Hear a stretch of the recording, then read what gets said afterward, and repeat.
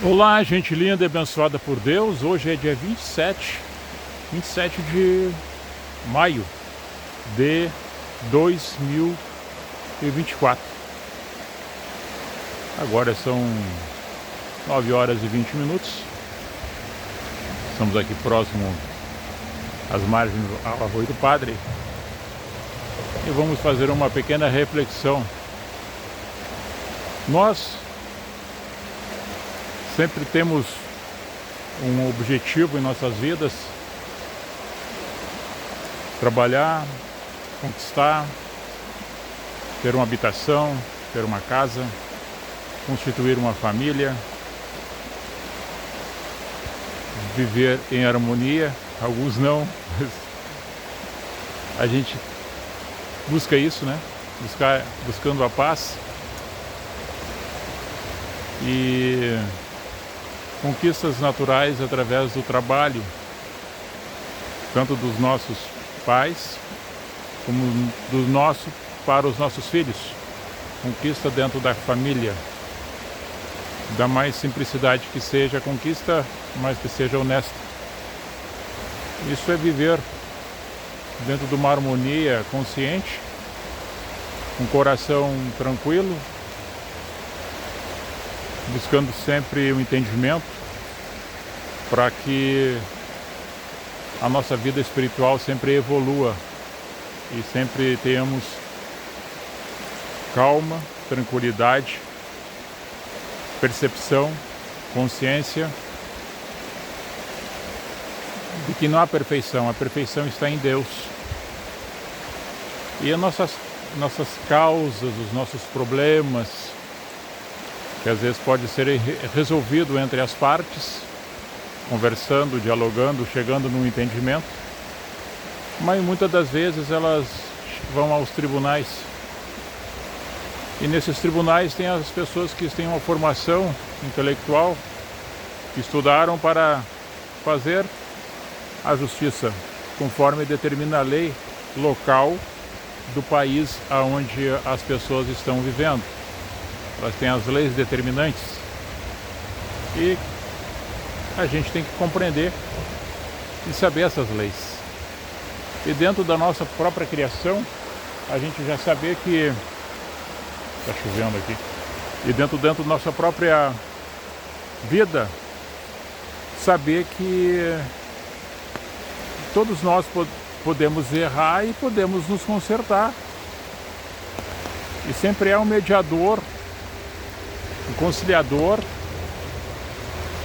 que vai chegar para que haja um entendimento e aquele que cometeu o erro pague por ele. Mas quando a gente vê nas instâncias alguma coisa que não há mais socorro para que se peça porque chegou dentro do máximo, o teto da justiça, e não há mais a quem recorrer. E quando vê que a bandidagem, aqueles que fazem o mal, possam prevalecer dentro do contexto, não seria justiça, daí seria dentro de uma injustiça, que a gente mesmo poderia saber, entender que há muitas injustiças. E lembrando destes fatos da nossa vida, eu lembro de uma parábola de Jesus, de umas que ele tanto mencionou, mais de 40 parábolas registradas no Novo Testamento. E eu sempre lembro a vocês, a nós, que Jesus era uma parábola viva caminhando. Quem olhasse para ele, ouvisse ele, entendesse ele, ele estava ensinando sempre.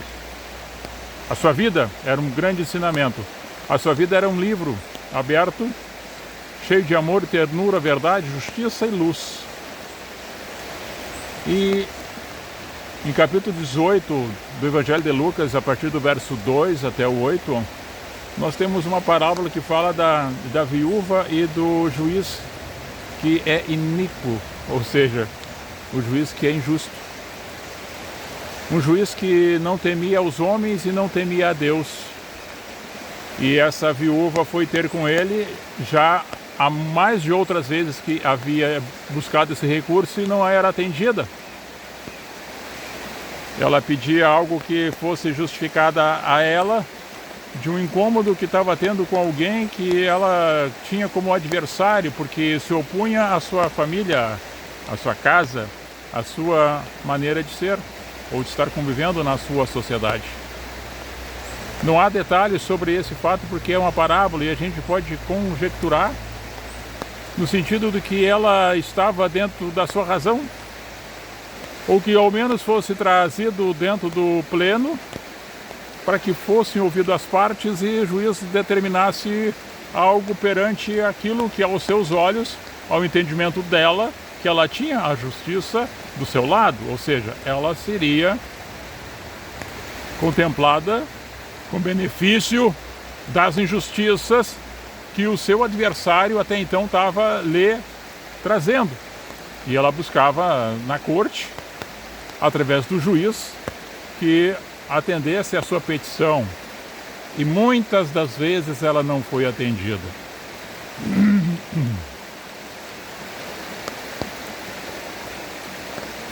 E se ele não temia a Deus e não temia os homens, essa mulher provavelmente ela era uma mulher que tinha a sua fé.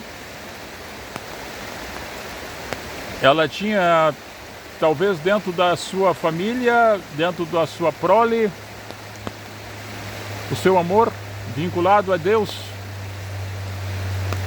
O seu comportamento relacionado às outras pessoas era um temor a Deus, para que ela não desse dano a alguém, mas que ela também caminhasse dentro de uma verdade, dentro de uma luz, dentro de uma simplicidade, com amor, com reverência e deferência às outras pessoas, para ter uma harmonia onde ela estava, junto com os seus e com os demais da sociedade.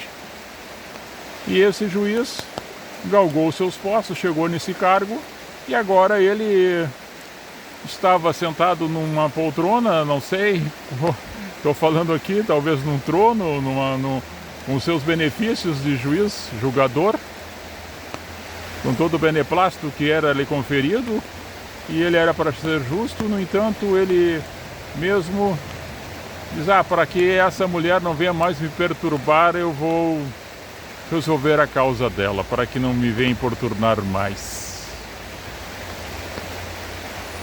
Um juiz que não teme a Deus, um juiz que não temia a Deus e não temia aos homens. E assim nós temos na sociedade pessoas que não precisam estar dentro de uma posição, não precisa estar dentro de uma questão financeira ou dentro de uma classe. Pode ser aquela pessoa que está dentro de uma necessidade extrema, como aquele que está no banquete, e aquele que está no banquete entender Deus e temer a Deus, e aquele que está na sua necessidade não temer a Deus e nem aos homens. Não, é questão da sua vida, a virtude do seu caráter e daquilo que ele crê, acredita e vive isso. Mas dentro da circunstância da ocupação do cargo que lhe fora conferido, se esperasse sempre o melhor dessa pessoa que está ocupando este cargo e que realmente fizesse justiça, assim como o médico faça uma cirurgia e dê o medicamento correto aos seus pacientes, assim como o advogado ele defenda realmente a causa justa e o promotor, através do seu conhecimento também de direito, defenda ou acuse aqueles que estão cometendo o erro, e dentro do fiel da balança, a defesa e a acusação, e o juiz determina a sentença. Mas tudo com temor, tudo com sabedoria, respeito, e sendo sincero e justo, fidedigno com a causa e até com os livros que aprendeu dentro da Constituição aonde ele está. E Jesus, dando continuidade na sua mensagem aos discípulos e a nós, e naquelas pessoas que estavam naquela época junto, perto dele, que entendessem que as pessoas estão clamando por justiça a Deus, E Deus está ouvindo. Como é que Deus está ouvindo? Quando Deus toca no coração de alguém que tem essa possibilidade de fazer justiça. E a justiça não é conforme os nossos desejos e os nossos olhos, mas segundo aquilo que é justo. E a gente entende quando a justiça é executada e as pessoas ficam alegres com a justiça, satisfeitas, mas não querendo ver o mal do outro, mas que a justiça seja feita. Quem fez o dano, pague por ele. Quem cometeu o crime, pague por ele. Quem realmente tentou fazer, pague por ele, segundo a circunstância da lei e do Código Penal existente em cada país, que seja executado. E Deus está ouvindo o teu clamor. Deus está ouvindo a tua petição. Vai tocar no coração de alguém para que ele, dentro de um processo espiritual, espiritualizando-se na harmonia, na graça, no entendimento divino, que as coisas sejam realizadas. E não é no nosso tempo, muitas vezes. A gente está sempre ansioso e querendo que as coisas aconteçam. Talvez a gente faça o movimento e as coisas aconteçam para as outras gerações, mas que a gente não possa desistir, que a gente não desista dos nossos princípios, dos nossos valores, daquilo que aprendemos com os nossos pais, dos pais que aprenderam com nossos avós, e dentro da nossa geração, passando para os nossos descendentes. E no convívio com as pessoas que estão convivendo conosco, a gente firmar num propósito, num caráter que já foi moldado, já foi amoldoado, preparado, firmes, conscientes de que a verdade existe, mas que a mentira também está aí.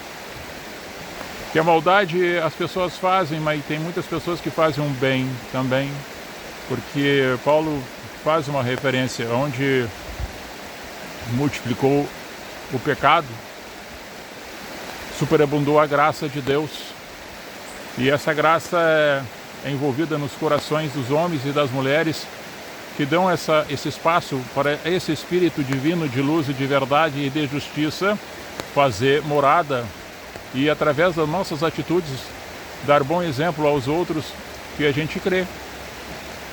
Que nem tudo que é ruim e mal vai ser duradouro. Assim como as coisas boas que você pode dizer, olha que bonança, acalmou, está tranquilo e a vida segue. Claro que a vida segue, mas sabemos que amanhã ou depois poderá retornar algumas coisas que não são boas e que a gente não gostaria que estivesse acontecendo. Então a gente tem que fazer algo que a gente fique preparado para as coisas boas e as coisas ruins, mas que a gente sempre plante boa semente, para ter o entendimento que bons frutos a gente vai colher. E do homem, a gente possa compreender cada um também pelos seus frutos, por aquilo que produzem, para ver a essência da alma do ser humano, porque aquilo que somos é aquilo que produzimos. A árvore se conhece pelo seu fruto. Então, como é que vamos confiar em todos? Não há como confiar em todos. Então, a gente tem que olhar os frutos, perceber, entender, refletir e confiar em Deus. Confiando em Deus, nas pessoas que têm essa virtude de Deus em suas vidas, em seus corações. Baseado nisso, eu estou em paz. Espero que você também esteja. Busque ela. Caminhe com ela. Shalom.